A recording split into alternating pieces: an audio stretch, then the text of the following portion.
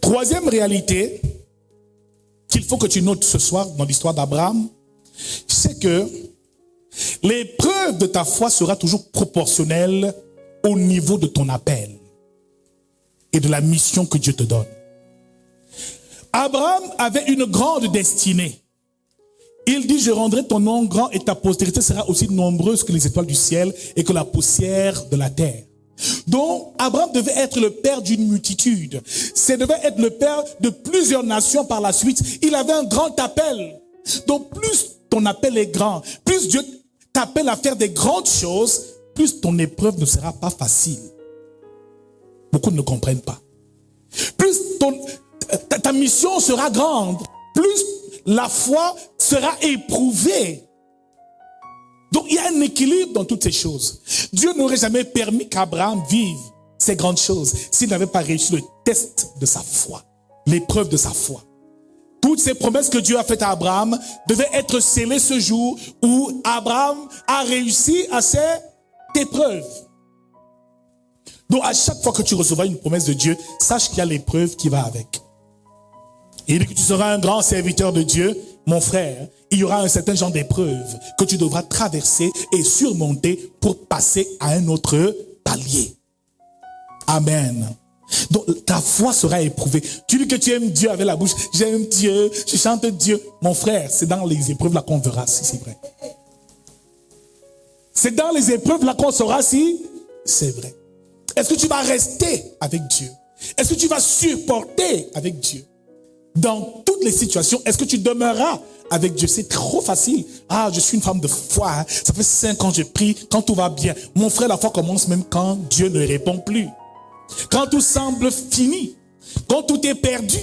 Tout est impossible même aux yeux des hommes. C'est à ce moment-là que Dieu accomplit son œuvre. Parce que la foi jaillira même du plus profond de tes entrailles quand tout est perdu. C'était le cas de Job. Alléluia. Mon frère, garde la foi en Dieu.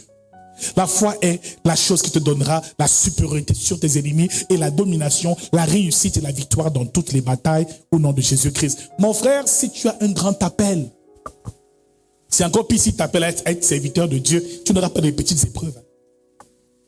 Ce ne sera pas petit. Ceux qui n'ont pas d'appel là, oh, ils sont tranquilles, travaillent, beau, hein, les voyages, tout roule. Mais si Dieu a mis en toi et déposé en toi un appel, cette foi sera éprouvée. Alléluia. Tu vas sentir que, hey Seigneur, est-ce que je vais même continuer avec toi? Est-ce que je vais... Ça, c'est que il te met, c'est ce qu'on appelle l'épreuve de ta foi. Résiste. Surmonte cette épreuve et Dieu te mettra au sommet au nom de Jésus-Christ. Alléluia. Bien-aimé dans le Seigneur, quoi qu'il arrive, ne perds jamais espoir. Garde toujours la foi et marche avec le Seigneur. Serre-le fidèlement. Il ne te décourage jamais au nom de Jésus-Christ. Amen. Alors l'épreuve de ta foi est proportionnelle au niveau de ton appel. C'est ce que nous avons dit. Quatrièmement, la foi nous amène à obéir aux ordres de Dieu, même quand tout semble être sans issue. La foi nous amène à obéir aux ordres de Dieu, même quand tout semble perdu ou impossible. Donc, ici, il faut donc marcher par la foi et non par la vue. Dis avec moi, marche par la foi et non par la vue. 2 Corinthiens 5, au verset 7. Marchons par la foi et non par la vue. Donc, bien-aimé dans le Seigneur, la foi te fait obéir aux ordres de Dieu, même quand tout semble bizarre et impossible. Tu entends la voix de Dieu qui te dit, va sacrifier ton propre fils, ton unique. Ça te semble vraiment bizarre, mais il faut obéir. Parfois, Dieu te donnera des instructions étranges. Cela veut dire que tu marcheras à ce moment-là par la foi, parce que tu as confiance en ton Dieu. C'est pour ça qu'Abraham pouvait dire, pour l'Holocauste, l'Éternel pourvoira. Il savait que son Dieu ne l'abandonnerait jamais. Je ne mourrai jamais de faim parce que mon Dieu est là.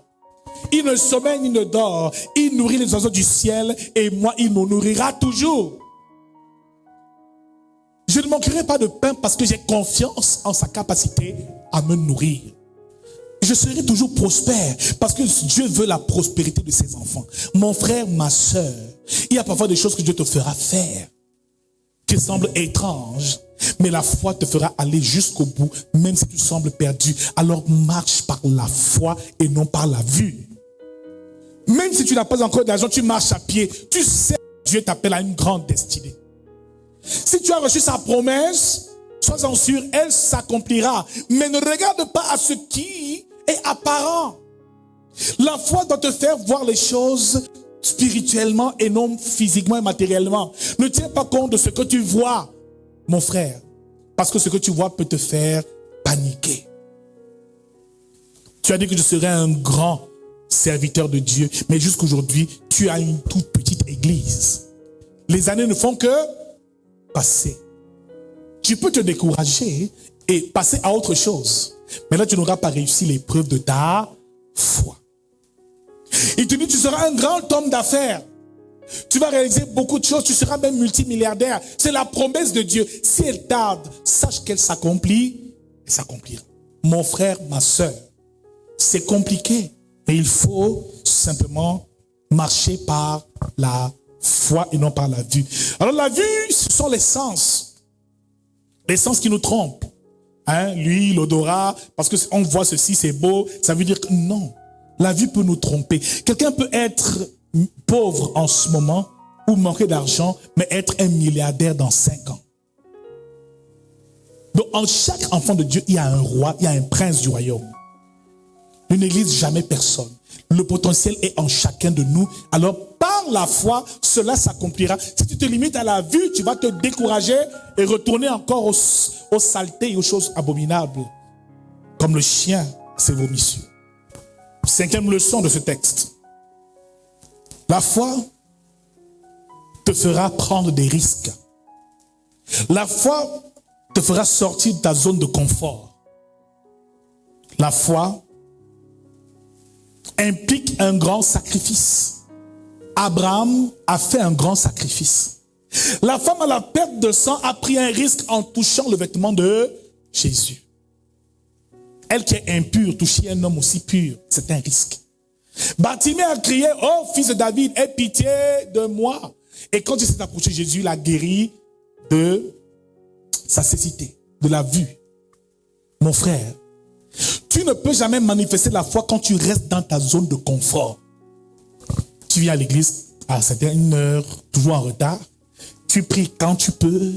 Tu manges quand tu veux.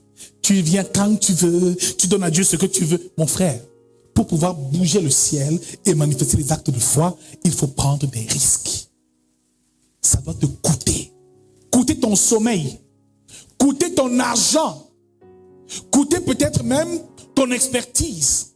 Ton temps. Il y a un prix à payer pour des grandes bénédictions. Elles n'arrivent pas au hasard et Dieu ne lève pas des hommes n'importe comment. Ce sont des hommes qui ont manifesté une foi inconditionnelle pour lui. Abraham a prouvé. Qu'avons-nous prouvé, nous, en tant qu'enfants de Dieu? On vient à l'église quand on peut. On donne à Dieu ce qu'on veut. On ne sort pas de sa zone de confort. On ne fait pas ce qui nous fait mal. Tu vois, tu viens à ton heure.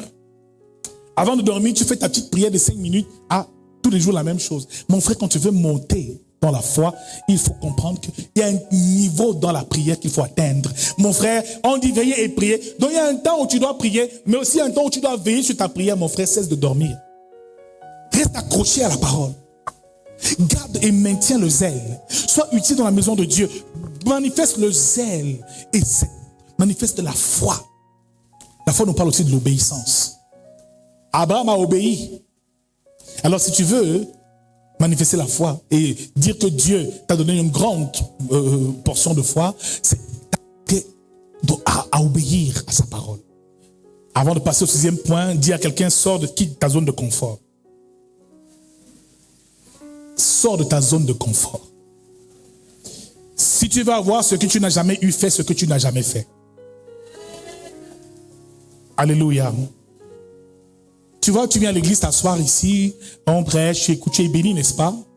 Mais si le dimanche matin, le culte commence à 9h, 9h30, au lieu de venir à 10h, tu viens plutôt ici à 6h, balayer le sol, essuyer les chaises, Maintenant, après, tu te conditionnes à prier jusqu'à ce que le culte commence. Est-ce qu'il n'y a pas une différence entre celui qui vient à 9 heures et celui qui est venu à 6 heures? Celui qui vient à 6 heures, faire le ménage et préparer la salle, est en train de manifester une foi plus grande encore. Parce que lui, il s'est privé de son sommeil pour venir.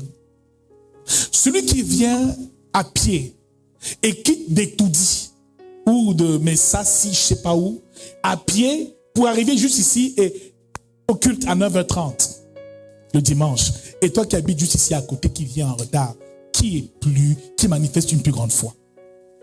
Qui Dieu va-t-il exaucer en premier? Donc, soyons un peu logiques dans ce que nous faisons. Abraham a été choisi par Dieu, mais ce n'est pas le fait que Dieu t'ait choisi qui veut dire que tu n'as rien à prouver à Dieu.